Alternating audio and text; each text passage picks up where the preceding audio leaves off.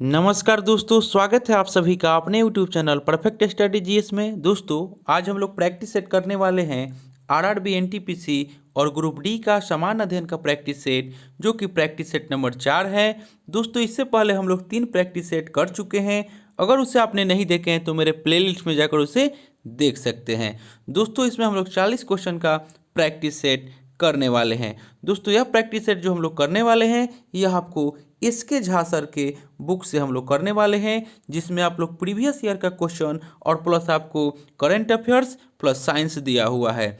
दोस्तों, आपसे एक रिक्वेस्ट है कि अभी तक आप हमारे चैनल को सब्सक्राइब नहीं किए हैं तो प्लीज़ इसे सब्सक्राइब कर लें और इसे ज़्यादा से ज़्यादा लाइक करें, दोस्तों में शेयर करें फेसबुक, व्हाट्सएप, टेलीग्राम के माध्यम से, और बेल आइकन का बटन दबाना ना भूलें, क्योंकि जो भी मैं वीडियो डालूंगा उसका नोटिफिकेशन आपको पहले प्राप्त होगा।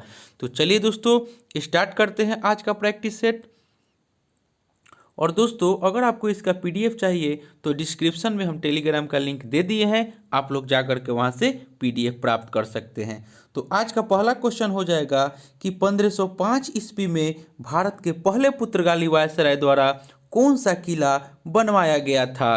तो एक का राइट आंसर आप लोगों का हो जाएगा ऑप्शन नंबर ए, यानी कि सेंट एंजेलो फोर्ट।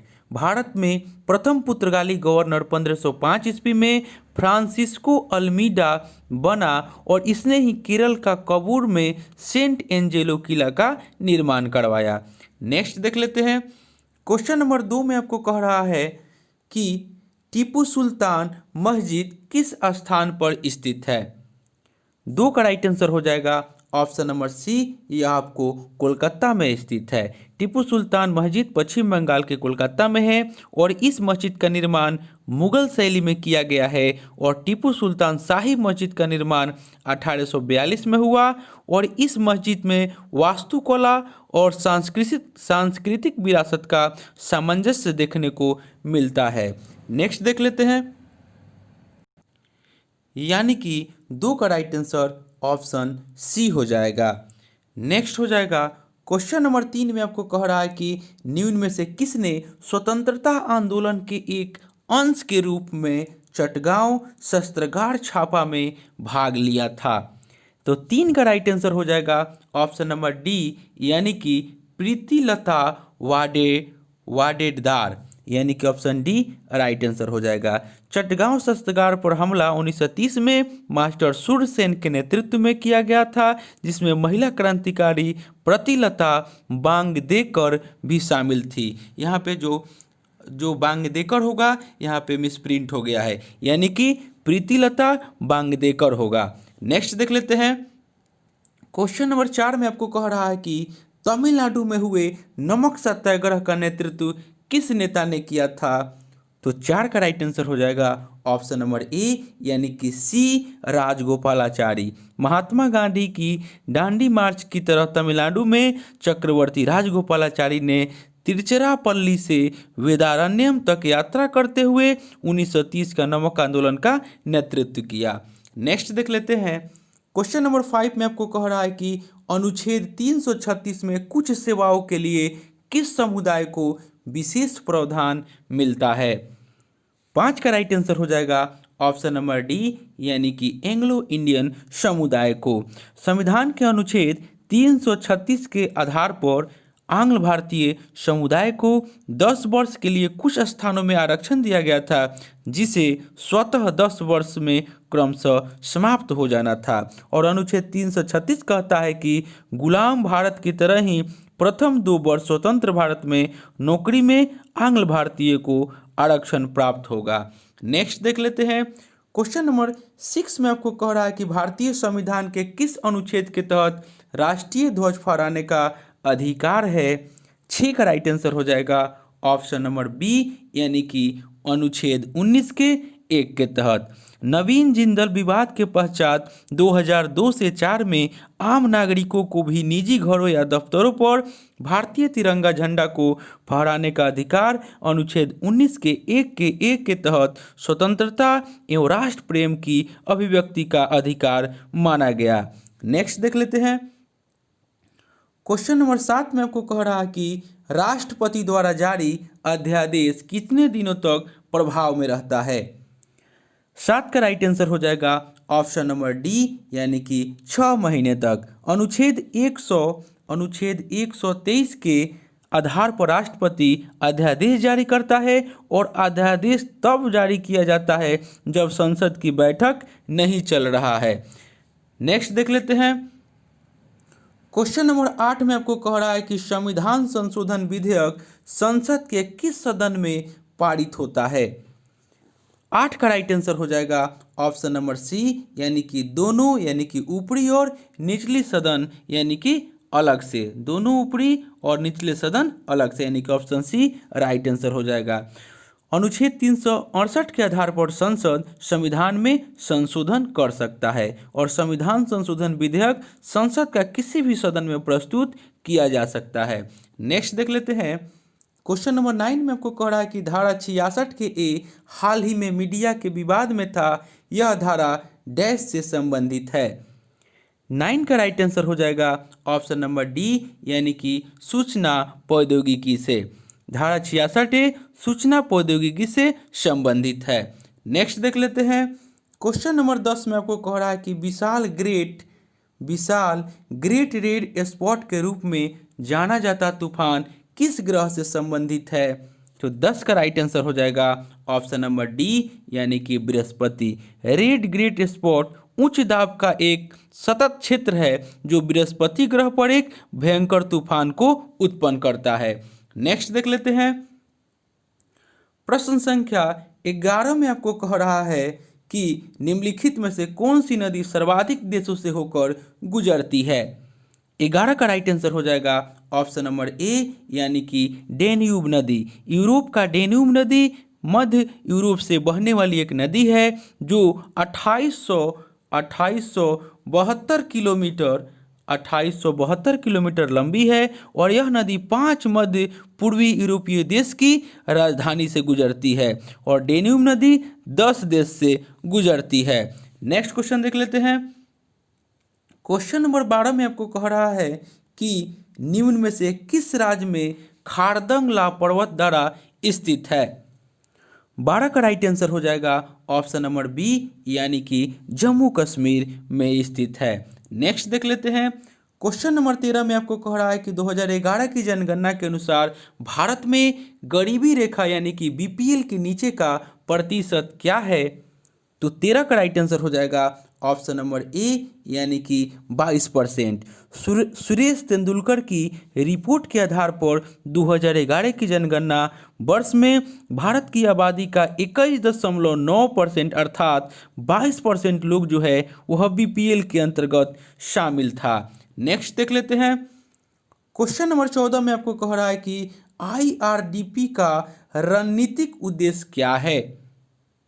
14 का राइट आंसर हो जाएगा ऑप्शन नंबर सी, यानी कि ग्रामीण रोजगार के लिए अधिक अवसर प्रदान करना। आईआरडीपी छठी पंचवर्षीय योजना की एक योजना है और इसकी शुरुआत 1978-79 से हुआ और इसके तहत ग्रामीण रोजगार के लिए अधिक अवसर प्रदान करने हेतु कृषि और उससे संबंधित गतिविधियों में उत्पादन के स्तर का सुधार करना, समाज का कमजोर वर्ग के लिए अधिकतम रोजगार का अवसर का निर्माण करना, जैसे बीपीएल जनता के जीवन स्तर को बेहतर बनाना था। नेक्स्ट देख लेते हैं। प्रश्न संख्या 15 में कह रहा है कि निम्नलिखित में से कौन एजीएनआई को सही ढंग से वर्णित करता है। 15 का राइट आंसर हो जाएगा ऑप्शन नंबर ए, यानी कि लंबी दूरी की मारक मिसाइल। नेक्स्ट देख लेते हैं। क्वेश्चन नंबर 16 में आपको कह रहा है कि रैखिक संवेग निम्न में से किसके बराबर होता है। 16 का राइट आंसर हो जाएगा ऑप्शन नंबर बी, यानी कि द्रव्यमान गुने वेग के बराबर होता है रैखिक संवेग। नेक्स्ट देख लेते हैं। क्वेश्चन नंबर 17 में आपको कह रहा है कि लेजर किरणें होती है। 17 का राइट आंसर हो जाएगा ऑप्शन नंबर बी, यानी कि एक वर्णी और दिशात्मक। लेजर किरणें होती है एक वर्णी और दिशात्मक होती है। नेक्स्ट देख लेते हैं। क्वेश्चन नंबर 18 में आपको कह रहा है कि 0 डिग्री सेंटीग्रेड कितने डिग्री फ़ारेनहाइट के बराबर होता है। 18 का राइट आंसर आपका हो जाएगा ऑप्शन नंबर डी, यानी कि 32 डिग्री फ़ारेनहाइट के बराबर होता है। और इसका सूत्र होता है, आपको निकालना होगा तो C माइनस 0/100 बराबर F माइनस 32/212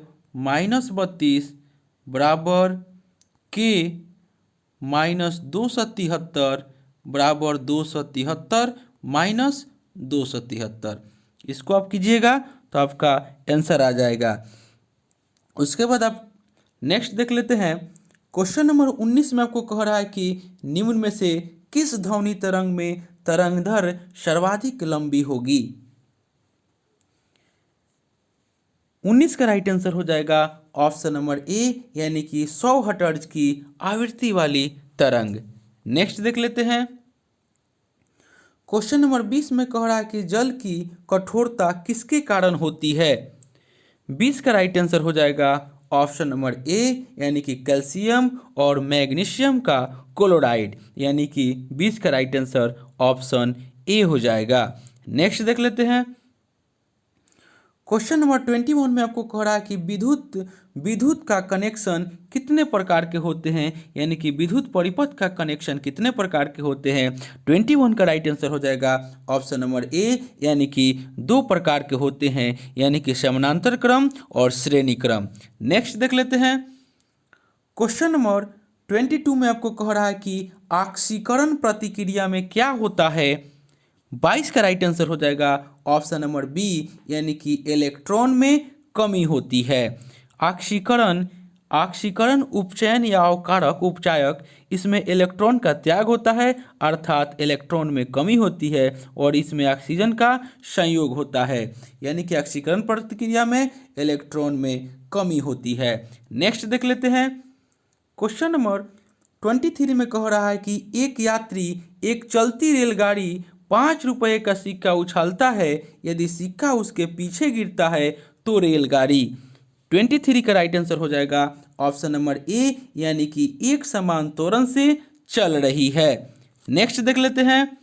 क्वेश्चन नंबर 24 में आपको कह रहा है कि ऑक्सीजन के एक अणु में ऑक्सीजन के कितने परमाणु होते हैं। 24 का राइट आंसर हो जाएगा ऑप्शन नंबर सी, यानी कि 2 परमाणु होते हैं। ऑक्सीजन के एक अणु में ऑक्सीजन के 2 परमाणु होते हैं, और ऑक्सीजन का परमाणु संख्या 8 तथा परमाणु द्रव्यमान 16 होता है। और ऑक्सीजन की खोज सीले और प्रिस्टले नामक वैज्ञानिक ने किया है। नेक्स्ट क्वेश्चन देख लेते हैं और इसके बारे में कुछ जान लेते हैं। तो वायुमंडल में ऑक्सीजन का मात्रा जो होता है वह आपका 20.29% होता है, वायुमंडल में ऑक्सीजन का मात्रा। उसके बाद मानव शरीर में सर्वाधिक मात्रा में पाया जाने वाला जो तत्व है वह आपको ऑक्सीजन है। नेक्स्ट देख लेते हैं। क्वेश्चन नंबर 25 में आपको कह रहा है कि जल की अस्थायी कठोरता दूर होती है। 25 का राइट आंसर हो जाएगा ऑप्शन नंबर सी, यानी कि उबालने से। नेक्स्ट देख लेते हैं। क्वेश्चन नंबर 26 में आपको कह रहा है कि निम्न में से कौन सा कोशिका अंग पादप कोशिका में पाया जाता है किंतु पशु कोशिका में नहीं पाया जाता है। 26 का राइट आंसर हो जाएगा ऑप्शन नंबर ए, यानी कि क्लोरोप्लास्ट। क्लोरोप्लास्ट जो है वह पादप कोशिका में पाया जाता है, और क्लोरोप्लास्ट में हरे रंग का पर्णहरित या क्लोरोफिल उपस्थित होता है, और क्लोरोप्लास्ट के कारण पौधे के कुछ भाग और पत्तियां हरी दिखाई देती है, और क्लोरोप्लास्ट के द्वारा ही प्रकाश संश्लेषण की क्रिया होती है और कार्बोहाइड्रेट बनते हैं। नेक्स्ट देख लेते हैं। क्वेश्चन नंबर 27 में आपको कह रहा है कि परम्यूटेट का सूत्र है। 27 में कह रहा है कि परम्यूटेट का सूत्र है, यानी कि 27 का राइट आंसर हो जाएगा ऑप्शन नंबर ए, यानी कि Na2Al2Si2 और O8। परम्यूटेट पर ऐसी यौगिक है जिसके द्वारा चाय की कठोरता को दूर किया जाता है, और यह विधि परम्यूटेट विधि कहलाता है, यानी कि 27 का राइट आंसर ऑप्शन ए हो जाएगा। नेक्स्ट देख लेते हैं। क्वेश्चन नंबर 28 में कह रहा है कि प्रकाश संश्लेषण के लिए किसकी आवश्यकता नहीं है। 28 का राइट आंसर हो जाएगा ऑप्शन नंबर ए, यानी कि ऑक्सीजन गैस की आवश्यकता नहीं होता है। नेक्स्ट देख लेते हैं। क्वेश्चन नंबर 29 में कह रहा है कि सबसे पहले डीएनए को अलग किसने किया था। 29 का राइट आंसर हो जाएगा ऑप्शन नंबर ए, यानी कि फ्रेडरिक मिएस्चर। फ्रेडरिक मिएस्चर ने डीएनए को अलग किया था। नेक्स्ट देख लेते हैं। क्वेश्चन नंबर 30 में आपको कह रहा है, क्वेश्चन नंबर 30 में कि मैक ओएस निम्न में से किसके द्वारा विकसित ऑपरेटिंग सिस्टम है। तो 30 का राइट आंसर हो जाएगा ऑप्शन नंबर सी, यह एप्पल के द्वारा विकसित ऑपरेटिंग सिस्टम है। नेक्स्ट देख लेते हैं। क्वेश्चन नंबर 31 में कह रहा है कि एक क्रिकेटर एक गेंद को अधिकतम 100 मीटर की क्षैतिज दूरी तक फेंक सकता है, तो गेंद का प्रक्षेपण वेग लगभग क्या होगा। 31 का राइट आंसर हो जाएगा ऑप्शन नंबर सी, यानी कि 32 मीटर प्रति सेकंड के पावर -1। इसका आपका फॉर्मूला हो जाएगा, यानी कि आर मैक्स बराबर U² बटा जी बराबर 100। इसी से आपको यह बन जाएगा। नेक्स्ट देख लेते हैं। क्वेश्चन नंबर 32 में आपको कह रहा है कि किस देश ने अपना पहला मंगल मिशन लॉन्च किया जिसका नाम होप मार्स मिशन रखा गया है। तो 32 का राइट, माफ़ कीजिएगा, 32 का राइट आंसर हो जाएगा ऑप्शन नंबर सी, यानी कि UAE. Hope Mars mission UAE का पहला मंगल मिशन है और इस मंगलयान को फरवरी 2021 तक मंगल तक पहुंचाना है, जब यूएई अपनी 50वीं वर्षगांठ मनाएगा। नेक्स्ट देख लेते हैं। क्वेश्चन नंबर 33 में आपको कह रहा है, 33 का हम क्वेश्चन पढ़ देते हैं, उसके बाद हम इसका ऑप्शन बता देंगे। 33 में कह रहा है कि फरवरी 2020 में 15वें वित्त आयोग ने वित्त वर्ष 2020-21 के लिए अपनी रिपोर्ट प्रस्तुत की। इस रिपोर्ट के संबंध में निम्नलिखित में से कौन सा कथन सत्य नहीं है। तो 33 का राइट आंसर हम बता देते हैं। 33 का राइट आंसर हो जाएगा ऑप्शन नंबर बी, यानी कि राज्यों के हिस्से की गणना के लिए 15वें वित्त आयोग द्वारा वर्ष 1971 और 2011 जनगणना के आंकड़ों का प्रयोग किया गया। यह आपका जो कथन जो है वह सत्य नहीं है। 15वें वित्त आयोग का गठन केंद्रीय मंत्रिमंडल ने 22 नवंबर 2017 को 15वें वित्त आयोग के गठन को मंजूरी प्रदान की और 15वें वित्त आयोग के कार्यकाल जो है वह 2025 तक होगा। और प्रथम वित्त आयोग के अध्यक्ष जो थे वह केसी नियोगी थे और 15वें वित्त आयोग के अध्यक्ष के रूप में श्री NK सिंह को चुना गया है। नेक्स्ट देख लेते हैं। क्वेश्चन नंबर 34 में आपको कह रहा है कि राष्ट्रीय सद्भावना दिवस किस तिथि को मनाया गया। 34 का राइट आंसर हो जाएगा ऑप्शन नंबर बी, यानी कि 20 अगस्त को मनाया गया। और राष्ट्रीय सद्भावना दिवस जो है वह देश भर में 20 अगस्त को राजीव गांधी के जयंती को सद्भावना दिवस या सद्भाव दिवस के रूप में मनाया जाता है। नेक्स्ट क्वेश्चन देख लेते हैं। क्वेश्चन नंबर यानी कि 34 का राइट आंसर ऑप्शन बी हो जाएगा, यानी कि 20 अगस्त। नेक्स्ट देख लेते हैं। क्वेश्चन नंबर 35 में आपको कह रहा है कि भारतीय रेलवे ने हरित रेलवे बनाने के लिए किस वर्ष तक शून्य कार्बन उत्सर्जन का लक्ष्य निर्धारित किया है। तो 35 का राइट आंसर हो जाएगा ऑप्शन नंबर सी, यानी कि वर्ष 2030 तक। नेक्स्ट देख लेते हैं। क्वेश्चन नंबर 36 में आपको कह रहा है कि भारत के पूर्व राष्ट्रपति प्रणब मुखर्जी का निधन 31 अगस्त को हुआ, निम्नलिखित में से उनकी पुस्तक नहीं है।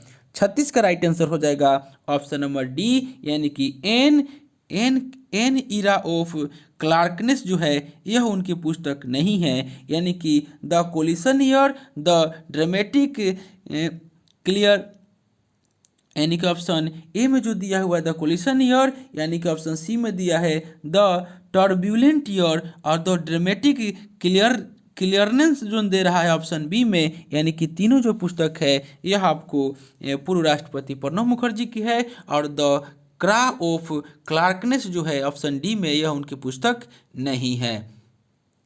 नेक्स्ट देख लेते हैं। क्वेश्चन नंबर 37 में आपको कह रहा है कि जापान के नए प्रधानमंत्री कौन बने हैं। 37 का राइट आंसर हो जाएगा ऑप्शन नंबर बी, यानी कि योशिहिदे सुगा। योशिहिदे सुगा जो है वह जापान के नए प्रधानमंत्री बने हैं। नेक्स्ट देख लेते हैं। क्वेश्चन नंबर 38 में आपको कह रहा है कि यूनिसेफ इंडिया ने बच्चों के अधिकारों को बढ़ावा देने के लिए हैशटैग फॉर एवरी चाइल्ड का अभियान का सेलिब्रिटी एडवोकेट नियुक्त किया है, यानी कि 38 का राइट आंसर हो जाएगा ऑप्शन नंबर सी, यानी कि आयुष्मान खुराना। नेक्स्ट देख लेते हैं। क्वेश्चन नंबर 39 में आपको कह रहा है कि राष्ट्रीय नाट्य विद्यालय यानी कि NSD के अध्यक्ष के रूप में किसे नियुक्त किया गया है। 39 का राइट आंसर हो जाएगा ऑप्शन नंबर ए, यानी कि परेश रावल को। सितंबर 2020 में राष्ट्रपति रामनाथ कोविंद द्वारा अभिनेता और पूर्व भाजपा सांसद परेश रावल को राष्ट्रीय नाट्य विद्यालय के अध्यक्ष के रूप में नियुक्त किया गया है। और NSD की स्थापना यानी कि राष्ट्रीय नाट्य विद्यालय की स्थापना 1959 में हुआ और वह नई दिल्ली में है। नेक्स्ट देख लेते हैं। नेक्स्ट और अंतिम क्वेश्चन आज का हो जाएगा क्वेश्चन नंबर 40।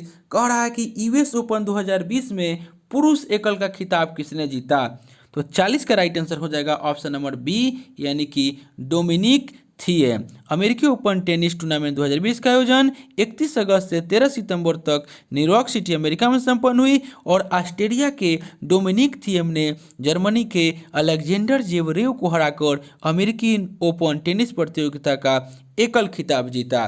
तो दोस्तों यह प्रैक्टिस सेट जो हम लेकर आए थे यह आपको RRB, NTPC और ग्रुप डी के लिए बहुत ही महत्वपूर्ण प्रैक्टिस सेट है, जो कि यह प्रैक्टिस सेट नंबर 4 था।